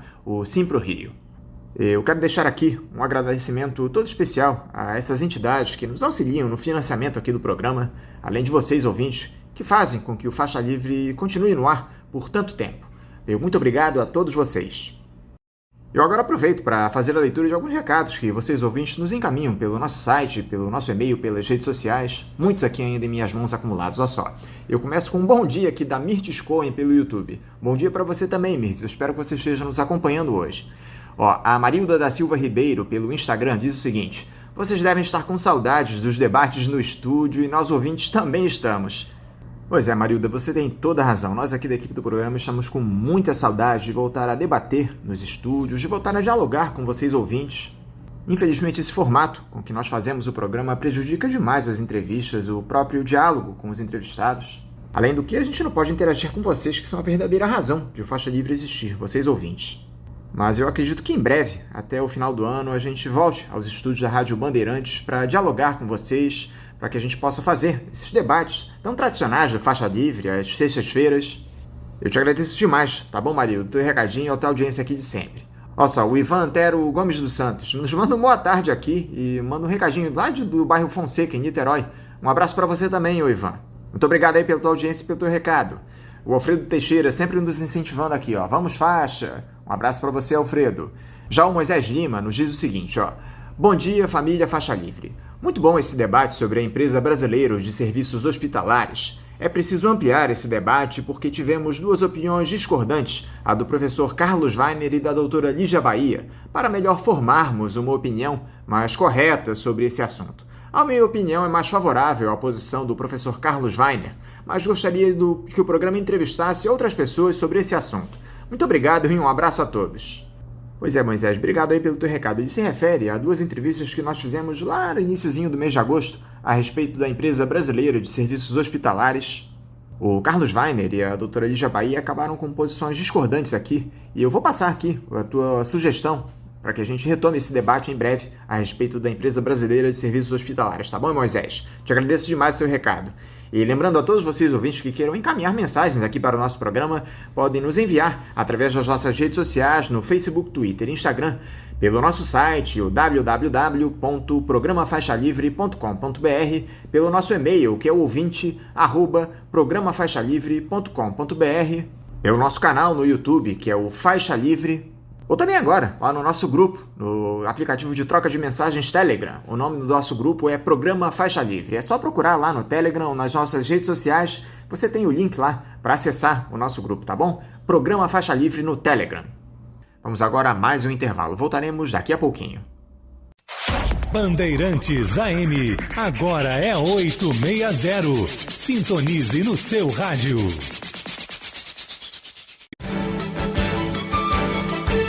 Voltamos a apresentar Faixa Livre. Já voltamos, ouvintes, e agora eu saúdo a pesquisadora da Rede de Observatórios da Segurança do Rio de Janeiro, Bruna Sotero. Bruna Sotero, bom dia. Bom dia a você e bom dia a todos os ouvintes do programa. É sempre um prazer estar aqui com vocês. Bruna, muito obrigado por você estar conversando mais uma vez aqui conosco no Faixa Livre. Bruna, dentre todos os dramas que os brasileiros vêm atravessando nos últimos tempos, a violência, infelizmente, está inserida nessa realidade cruel. E como se isso não bastasse, os atos de violência contra crianças e adolescentes têm se multiplicado de maneira absolutamente alarmante.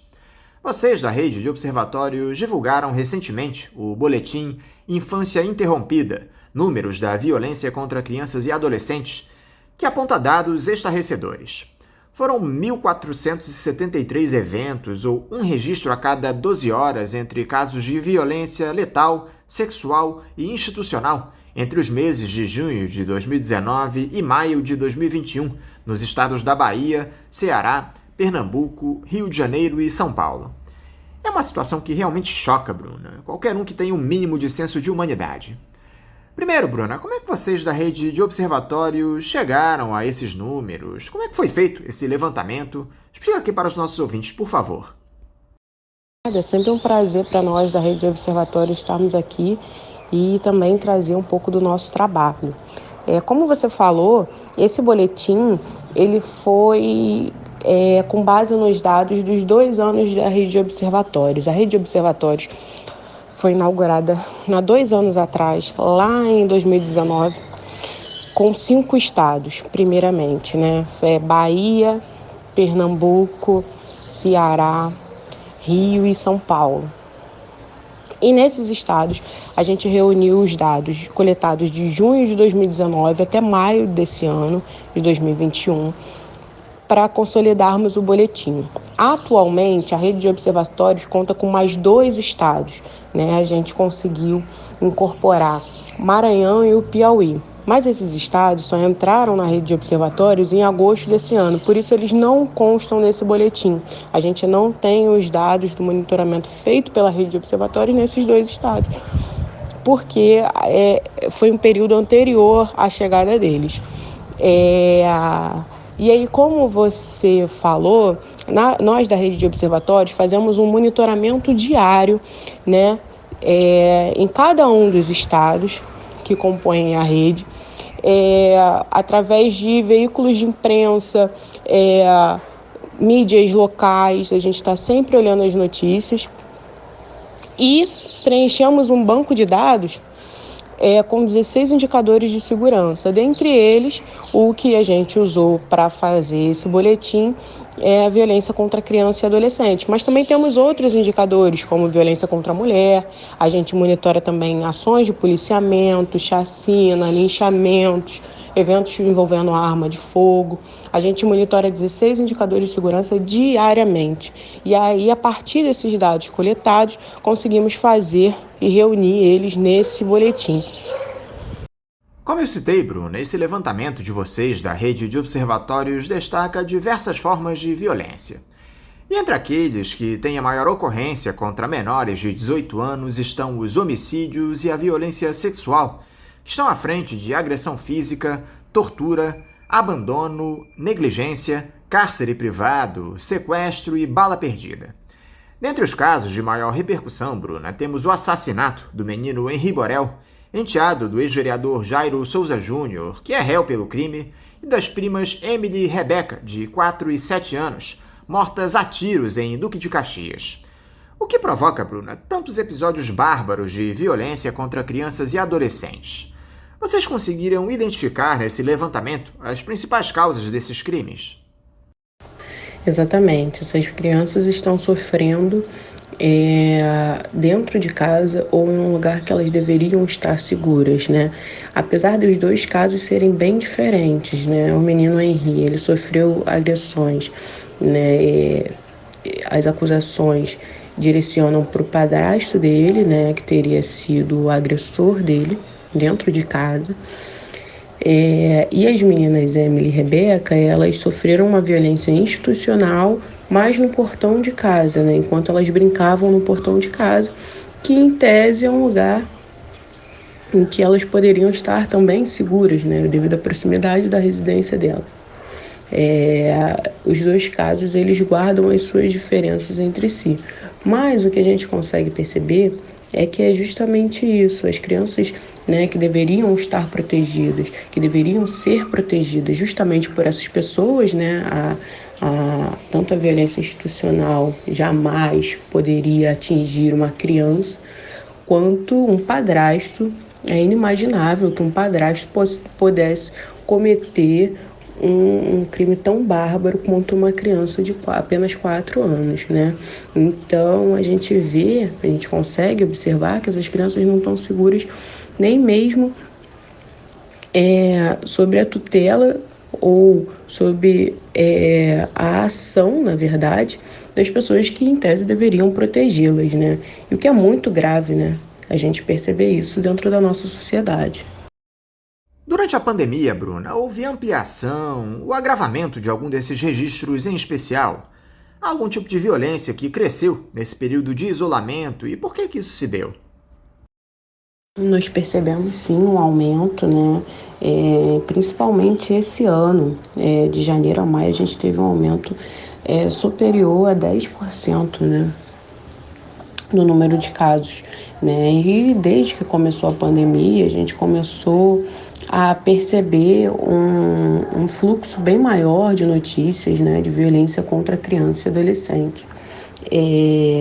Muito provavelmente, esse aumento dessa violência durante a pandemia se dá porque os núcleos familiares tiveram que ficar dentro de casa, né? As crianças começaram a conviver mais com os pais, muitas pessoas, principalmente em áreas periféricas, perderam seus empregos, né?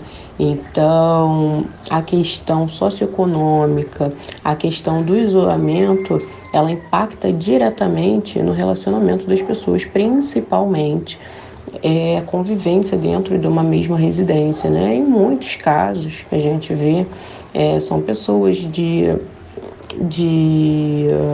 com menor poder aquisitivo, né?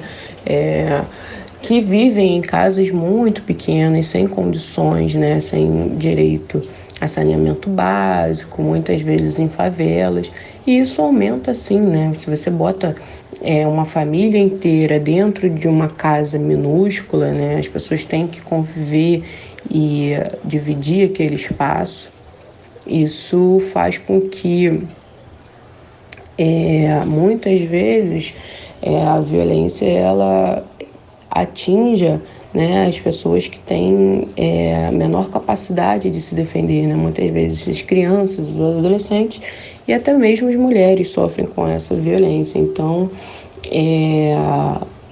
o que pode ter acontecido, uma das possibilidades que podem ter acontecido é essa, né? Justamente do isolamento, das pessoas terem que conviver mais umas com as outras, né? Que anteriormente,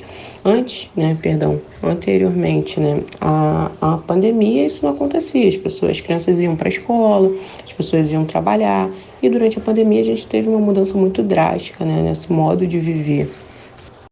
Já tivemos mais um crime, Bruna, aqui no Rio de Janeiro esses últimos dias, que nem entrou para o levantamento de vocês, que foi a morte do menino Mário Lourenço, de apenas 1 ano e meio, atingido por uma bala enquanto cortava o cabelo com seu pai, no município de Mesquita, na Baixada Fluminense. Aqui no estado foram registradas 37 mortes de crianças e adolescentes vítimas de bala perdida nesse estudo da rede de observatórios, praticamente o dobro do segundo estado nesse quesito, que é Pernambuco, com 19 ocorrências. Por que, Bruna, tantos jovens são vítimas desse tipo de violência aqui no Rio? Por que o Estado não toma nenhuma iniciativa para mudar essa realidade? Isso acontece porque o Rio de Janeiro é um dos estados brasileiros mais conhecidos, né, por essa grande violência armada, né, pelo número de favelas, pelo número de tiroteios que acontecem aqui no estado. Não é de se surpreender que o número de crianças, né, o maior número de crianças vítimas de balas perdidas seja justamente aqui, né? E o que acontece, na verdade, é que a maioria dessas crianças, elas são vítimas durante ações policiais, né? Então, assim, e o Estado, a gente não vê nenhuma iniciativa do Estado para frear esses números, né? O número de vitimizações, seja de crianças e adolescentes, mas também de homens, adultos, enfim, ou até mesmo mulheres, durante essas ações é muito alto aqui no estado, né? E o que a gente vê não é nenhuma ação da polícia que visa diminuir esses números, né? Infelizmente, as nossas forças de segurança não estão preocupadas, né, na resolução ou na diminuição desses casos. E o que acaba acontecendo é isso, né? A gente figura aí como um estado que tem o maior número de vitimizações dessas crianças. Vocês chegaram a encaminhar, Bruno, esse levantamento para os órgãos de Estado no sentido de se tomar alguma iniciativa contra esses tipos de crimes? Como é que se dá esse diálogo com os governos estaduais, Bruna? Nós acompanhamos com atenção as estatísticas de criminalidade produzidas pelas polícias e secretarias e realizamos também estudos específicos com esses números. Mas os nossos dados, muitas vezes, eles são diferentes dos acompanhados pelos estados, até porque a gente acompanha indicadores diferentes. Mas eles vêm sendo utilizados por parlamentares na produção de políticas públicas e debates também, sobre segurança pública. E também, né, os nossos relatórios, nossos boletins, todos os nossos estudos, eles estão disponíveis para qualquer pessoa acessar em nossos sites, também nas nossas redes sociais. Algo que acaba se coadunando a esse levantamento de vocês da Rede de Observatórios da Segurança, Bruno, é um estudo inédito, divulgado em parceria pelo Fundo das Nações Unidas para a Infância, o UNICEF, e o Fórum Brasileiro de Segurança Pública, que mostrou que a cada 20 minutos uma menina foi estuprada no Brasil entre 2017 e 2020.